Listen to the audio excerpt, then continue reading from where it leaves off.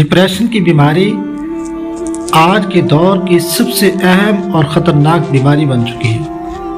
اور بہت سارے نوجوان طبقہ بھی موت کی آغوش میں چلے جاتے ہیں۔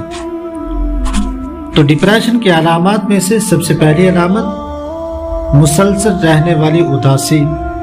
کہ انسان مسلسل اداس رہتا ہے، جس کی وجہ سے ڈپریشن کا شکار ہوتا ہے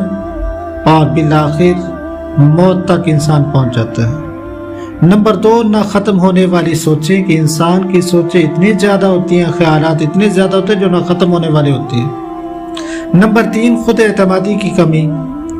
کہ انسان کو اپنے اوپر اعتماد ختم ہو جاتا ہے کہ میں کچھ نہیں کر سکتا، جبکہ اللہ پاک نے انسان کو بے شمار صلاحیتوں سے نوازا ہے۔ نمبر 4، کسی کام کے اندر دل نہ لگنا،